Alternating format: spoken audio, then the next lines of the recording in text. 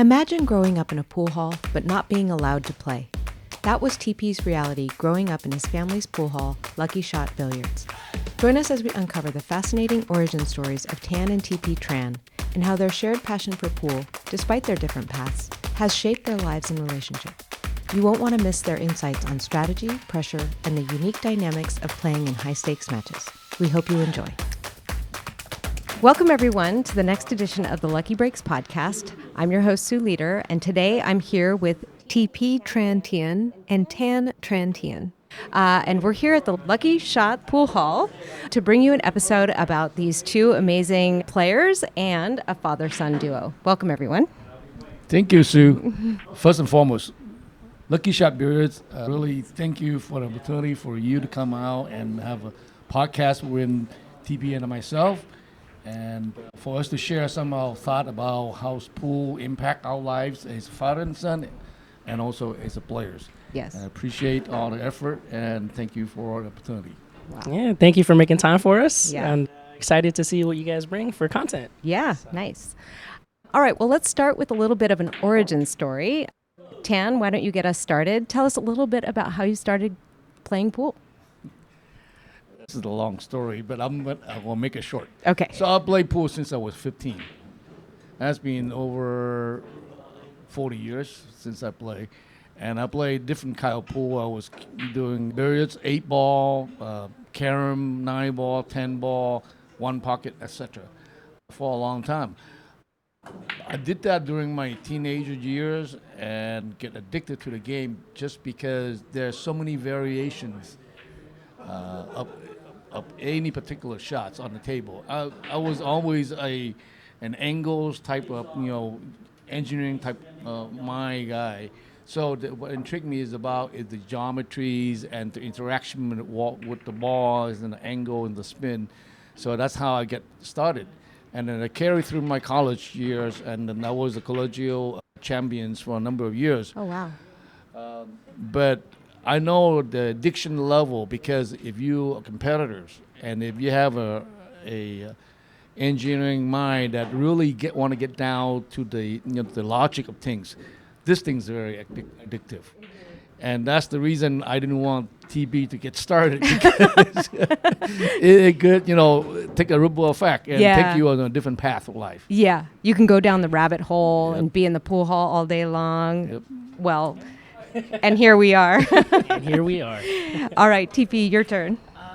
I'd say in terms of an origin story, so I am this year turning 26, but Lucky Shot has been around for about 21 years now. So I've been here for 21 years. Wow. I didn't necessarily say I didn't grow up playing pool. I only got into it about 4 years ago, about 4 years ago. Wait. When I moved back home from college. So, now, your parents owned a pool hall, but you didn't get into playing pool. No. So growing up, I always watched it. I was around everyone that played it, but I always did all the things around helping out.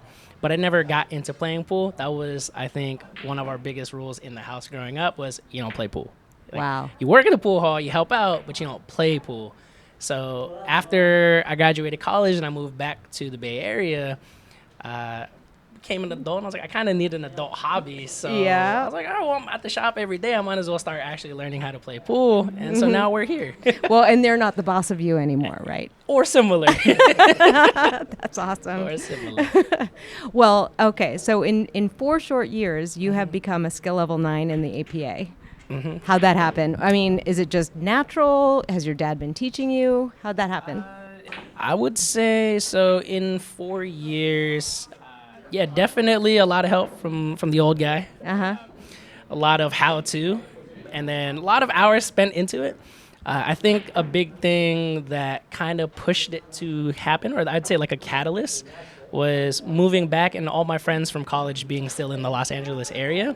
So everyone that I knew is down there. I'm up here by myself. So aside from going to work, I didn't really have much else to do. So I just spent all my time in the pool hall. Wow. Okay. And it kind of just accelerated the growth a lot quicker than other people. So what did you find? I'm curious. What did you find kind of the hardest to learn when you started playing? And because I know you've been surrounded by, your dad and all of the sort of the house pros who play here, CJ and Horia and all these guys.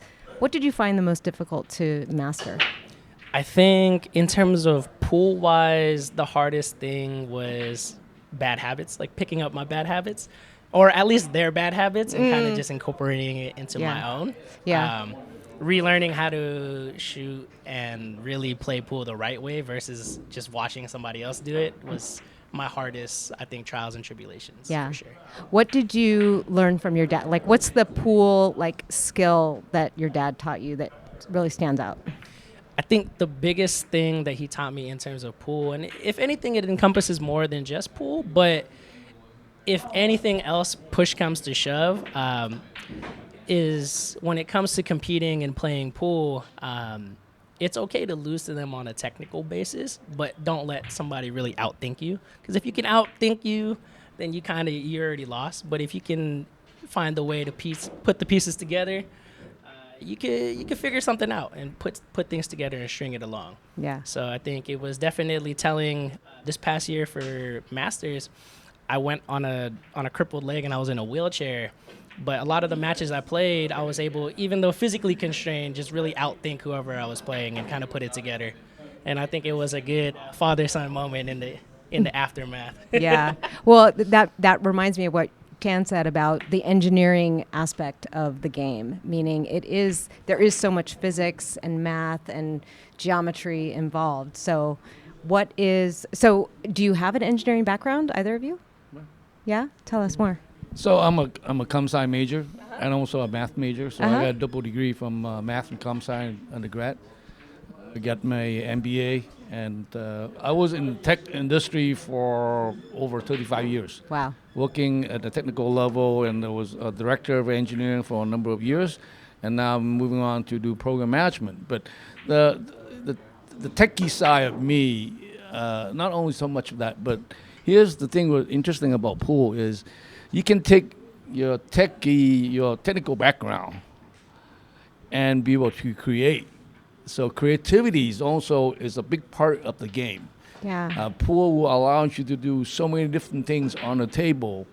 If you have the know-how, if you have drew down to the technical side of why the ball will spin this way rather than the other way, you go against the natural path of the ball and bend the angle, for example. So that's really interesting. And the creativity is not, you watch everybody playing the same way. How can I do a shot differently? Right? And, to shape for the next ball or to run out, the table. So that's the biggest part of it. The other thing is I often tell TB and all the students that I have, the CJ, the Horia, the Junior, the Spicies, right?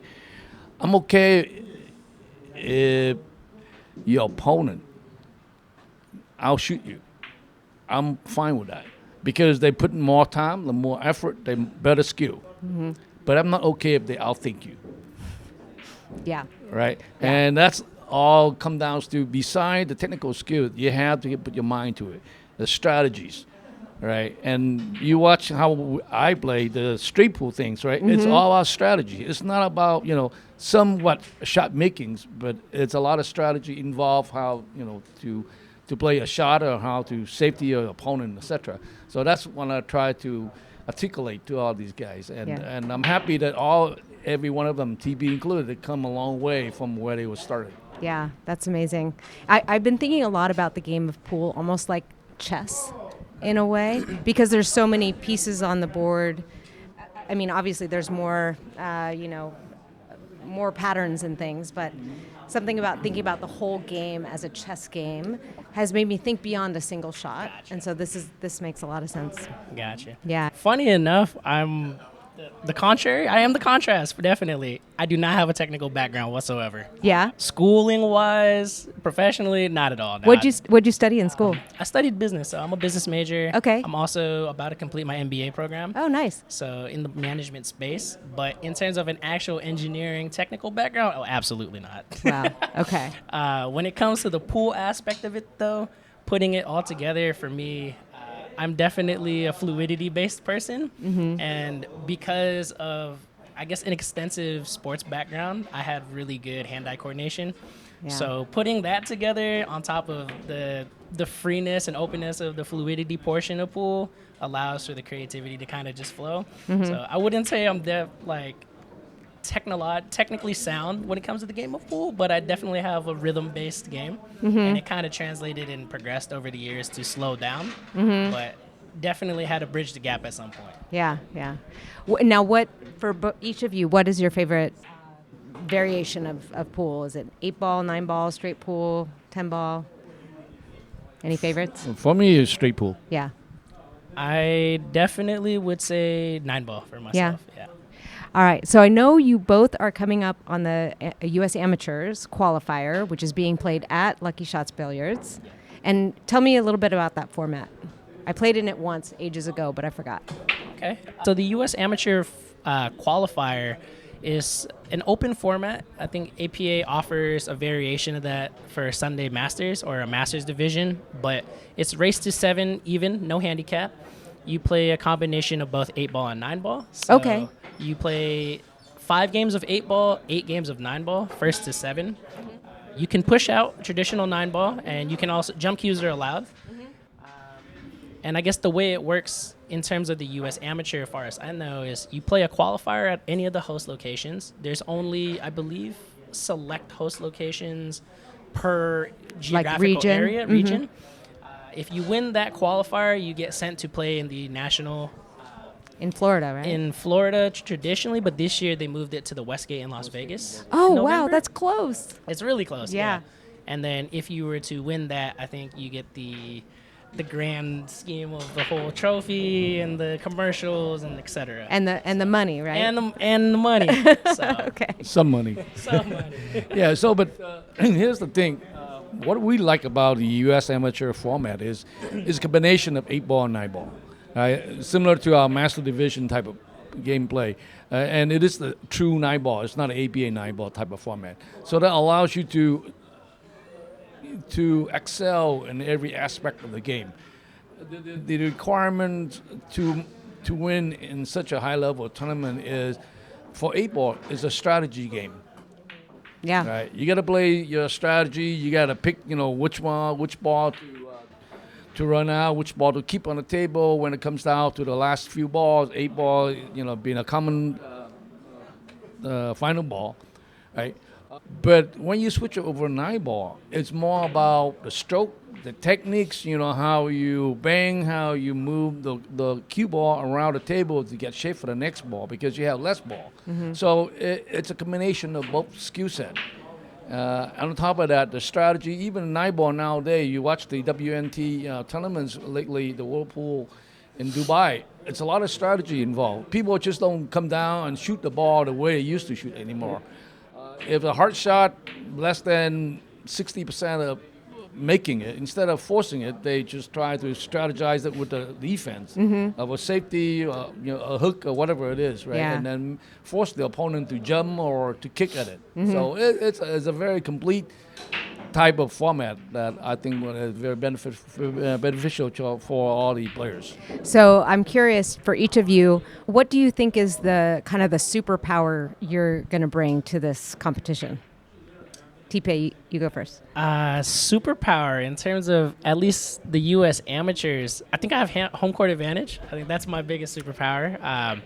I'll be the most comfortable. I've been here for 24, 25 years now. I'm here every day, hours at end, so I'll be right at home. So if it goes into the late night, I feel that I'll have the stamina to go through the whole 3-day tournament. Yeah, So. yeah, for sure. It's 3 days. It is 3 days. Oh, Starts wow. on Friday. It should end on Sunday. Okay, cool. And for me, I'm probably the oldest guy. And that's your superpower? You're the most experienced? I would not express it that way, but I've been playing pool since I was 15, right? Over 40-some years of playing. But I never play ever since we own Lucky Shot. You never seen me playing any kind of tournament here. Yeah. Just because, for me, I think that the players, the regulars, the league players deserve more chance to win and compete among each other for these tournament type of things, right? there's no place for a room owner to win the tournament, in my perspective. Yeah. That doesn't do any good for the room. I'd rather have many other players taking, the trophies, taking first places, all the time, different, tournaments, rather than the room owner, because then you will kill the competition and you will push people away. So I don't think that's a good, a healthy approach. So for me to be in this U.S. amateur qualifier, just number one, to fill the spot. Number two, just to enjoy it and make sure I don't get knocked out first round. Well, what's going to happen when you and TP match up in this tournament? You probably beat the shit out of me. I won't be home for a couple days, but Awesome. Well, and so when you're watching TP play in some of these highly competitive matches, like, is there anything that you kind of stress about as you watch him play? oh man. You want to go? No, this is your question. I just went over this the other table with these guys, right? I watched this World Pool tournament in Dubai, right? How many? 36 players? 64 players. A few. Yeah. Anyway, so a big few top-notch players across the world, right? Yeah. Competing. And I watched from the first round all the way to the final. And I just shared this with TB and Fisher, some of the guys here, that there were many shots that surprised me that I have not seen before. Okay. There may be a few, but not many. But the fact of the matter is, these guys executed much better than, and TP point out, they pocket 99% of the time. Yeah. With a mile speed, and also here's the takeaway is how well you can handle pressure. Yeah. In that arena, in that tournament, everyone can run out of table. I absolutely believe that you give an open break, anybody can run out of table. But how come none of these guys can run out of table back to back?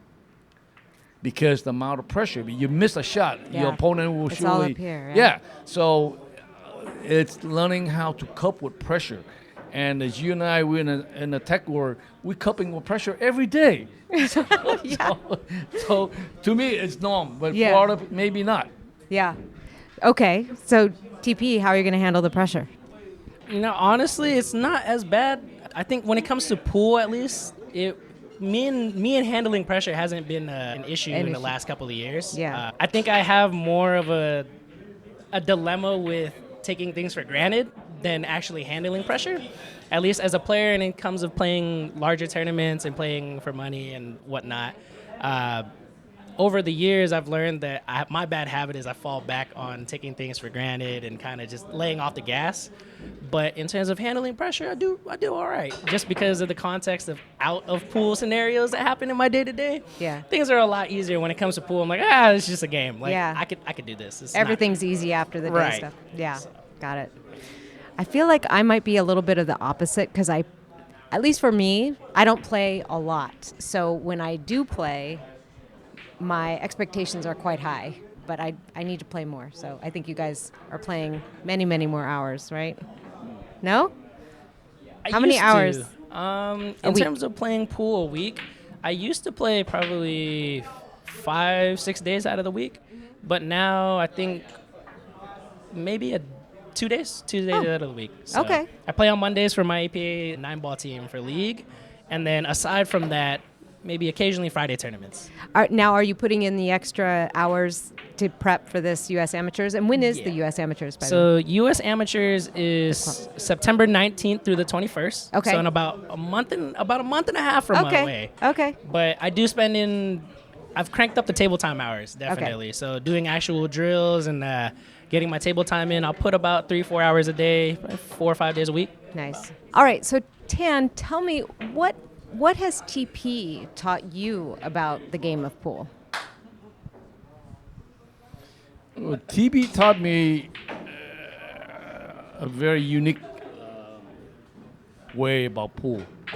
So throughout my life, I've always been a mentor, a teacher type of role, a role player, right? And I always have student disciple throughout I owned 2 martial art dojos before, and I teach from kindergarten to K-12 when I was a teacher as well. Wow. So I'm always teaching people, and I have many younger brothers, and they look up to me as a mentor, as a alpha male, etc.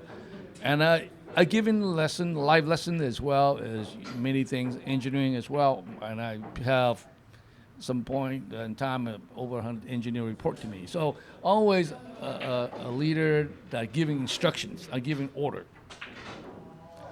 Now, with TB being my son, I taught CJ, I taught Jorge, I taught Junior, I taught all these guys, Mike, Spicy, all these guys playing pool, right?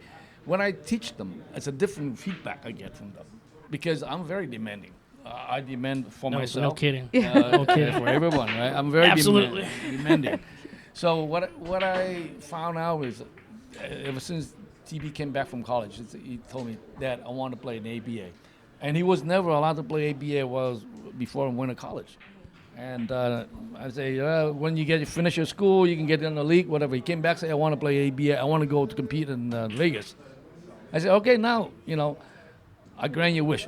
Put you on a master team, start your 9-ball team, but I'm going to teach you how to play the game. And everyone joking, all my students, even Fisher, I always put PowerPoint together in some instructions. We love the PowerPoint. Oh, you got to share this PowerPoint. We got a PowerPoint for everything. Oh, we're baby. sharing that with our listeners. Everything. even when he take a driving test for his driver license, I put together a PowerPoint. This is how you can do it. My first heartbreak, pool wise, there's a PowerPoint for there's a story on that one too. Yeah. So, but again, but when I start teaching him, I get feedback. Oh, Dad, this is not gonna work. No, blah blah blah. And so it forced me to look back. Okay. I was teaching all these guys how to play pool the traditional way. The hard-ass way, knock-down way, like a drill surgeon. Yeah. Right. So, but they take it over the period of time. So, but TB wanted to excel in such a rapid pace. So I had to change my approach to how I teach his game, how I communicate, how I get the information across, how I tweak my material so it's more prevailing and more easy to observe. For example, right, before I tell Junior, this is the stroke. Watch my hand. And I draw a diagram. That doesn't work. Right?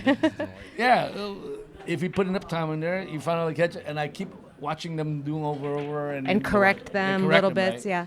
But I found that for TB, it had to be a much better way to do that.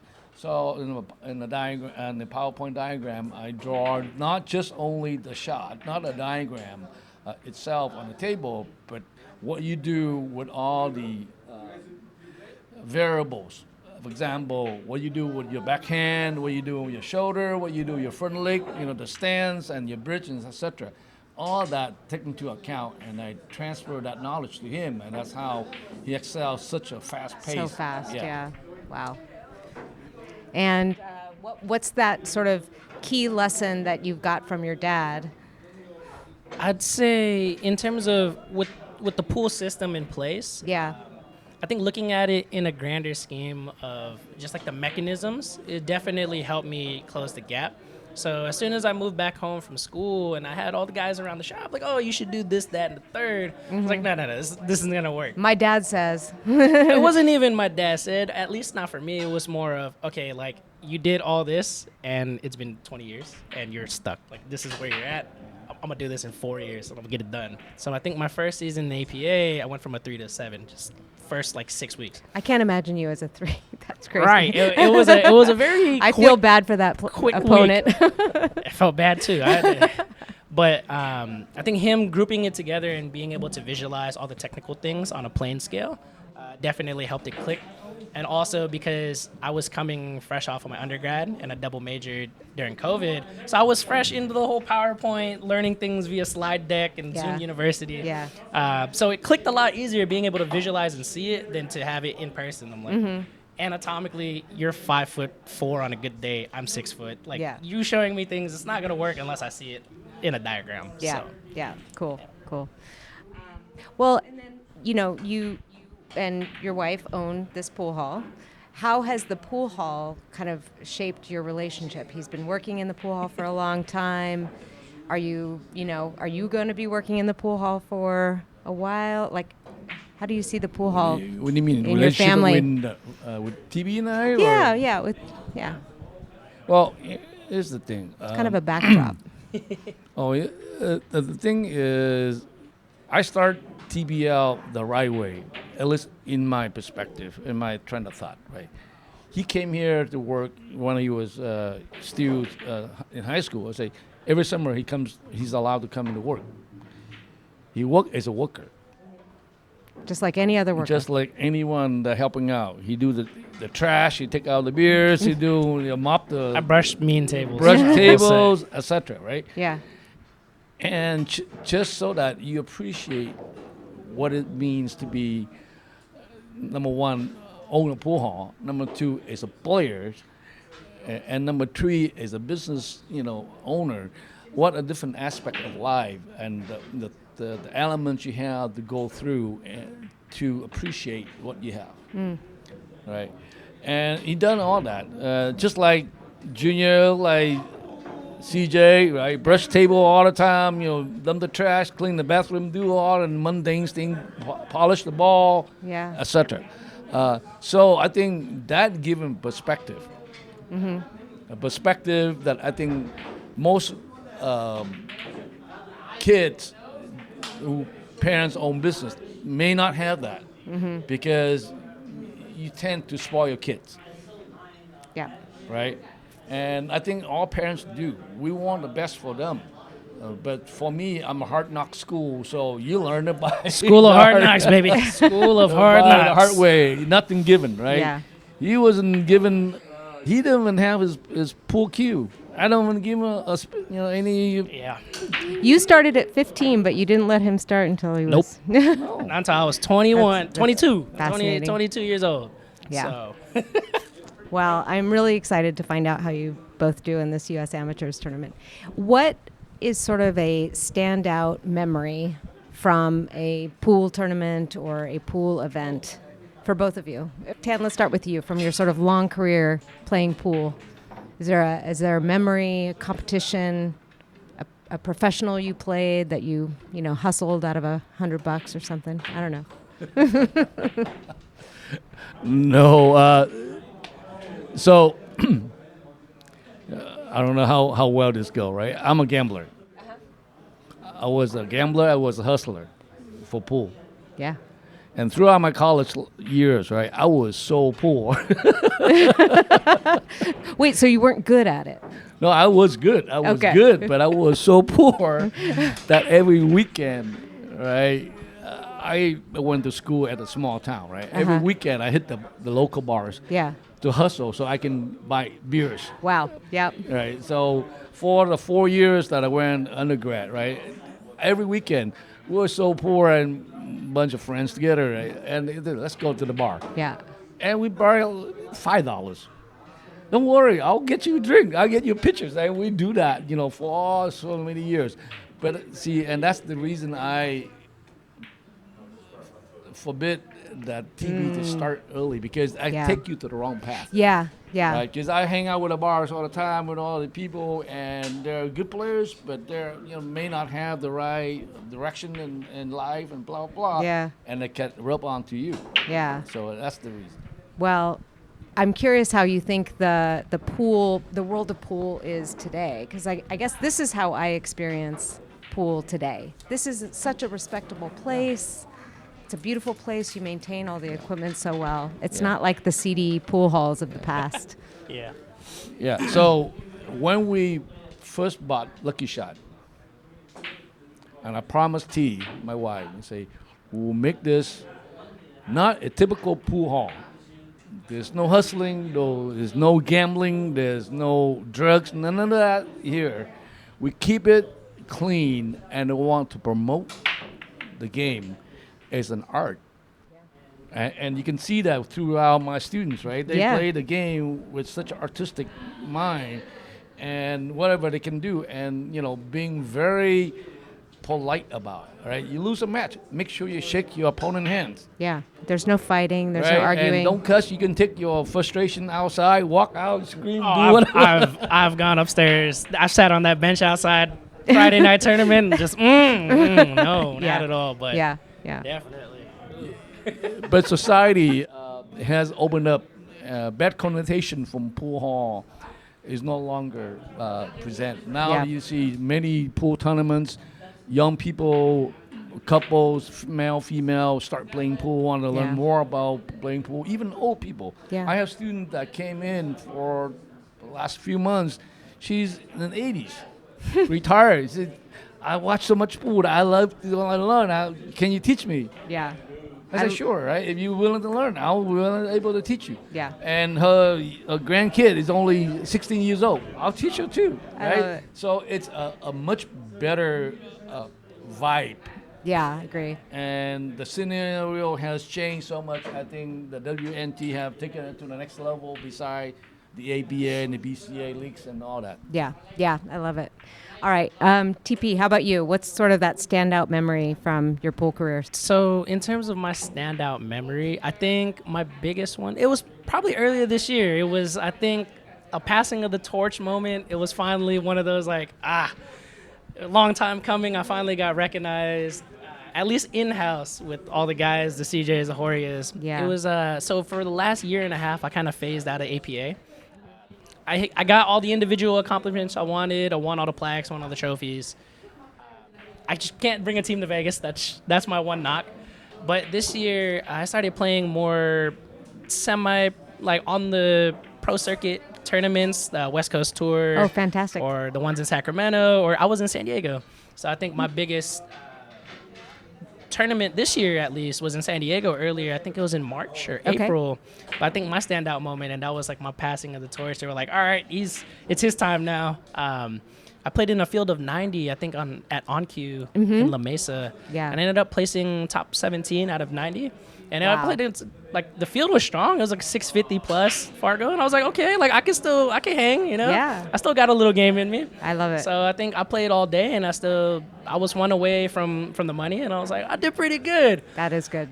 Put it in the group chat at home. I came home, they were like, well, it's about that time. All right, you've joined the ranks. Yeah, that was the official, all right, you're now actually on par. I was like, oh, about time. So. All right, well, I'll have to follow you on the Fargo Rate app and follow your... Oh, don't look at it. It's Your bad. rise. Oh, is it? It's bad. My Fargo is bad. It's low. Well, for now. Yeah. So, For now. all right. Well, I want to add something here. Okay, go maybe ahead. off the script, right? yeah, go off script. What I taught TB in pool, okay, is pool is not only a game, okay. You can treat it as a game, but you can also treat it as an art, right? But to apply it, win or lose a game, a match, just like life. So I take that analogy and I teach Tu Fong on many different things, from basketball to soccer to pool to whatever he plays and whatever he compete against, even at work, right? Yeah. They're a very deep-rooted fundamentals about competitions, right? And what pool teach you is the dedications. It teach you is the knowledge. You have to acquire knowledge. You need to commit to dedicate your time, right? And it makes you think, because if you making ball, we all know that there are many good shooters out just making shots, shot makers, right? They make any shot. But could they handle the pressure? Could they win the game or big games or big tournament? Entire different things. Yeah. So it translates from pool to many other aspects in this life. And I think that's really important as a father and son relationship. We use pool as a common ground in some cases, right? And then it translates some other things in life for him. So I think sure. that's the best thing that I can tell you about the relationship that we have over pool. Yeah, it really helps you deal with setbacks and resilience in the face of all that pressure. Yeah, it's definitely a balancing act, right? There are times where I think the biggest takeaway with the father-son pool dynamic is there's a fine line of we're father-son or we're teacher-student. And so that line gets blurred sometimes down the middle where it carries home from here to back home, and we'll sit there in the morning. I'm having my coffee, he's having his coffee, and I'm like, I'm not trying to talk about this. Or he'll see me, I'll lose a tournament, and he'll see me at 7 a.m. sitting there just watching the film from the night. He's like, what are you doing? I was like, I haven't slept because I'm upset I lost. Right? Yeah. I'm a competitor. So watching myself mess up, and I'm like, damn, I messed up here, here, and here. He was like, honestly, that's a pretty good takeaway. I was like, yeah, I lose a lot now, So Yeah. having that dad moment and going like, hey, Dad, like, I don't feel good about my pool, and also being like, Coach, like, I suck. And he'll have to draw that line in between and be like, do I coddle him or do I tell him, like, hey, you better get shit together? work on this. Right. Like, you got to sleep more, exercise more, all that stuff. Yeah. And the good thing is, in this country, we fawn on relationship between father and son, and do many things together, right? We're doing many things together at home, but the sport that I used to be his basketball coach as well. Right? There are times that after dinner he and I would hit the YMCA, the gym, working his jump shot, working his free throw, all that, right? Wrestling as well, but whatever, but also pool. Right? I'm seeing a theme. Right. So There's a theme. There's a father-son outing. Yeah, we'll play each other's and we say, yeah.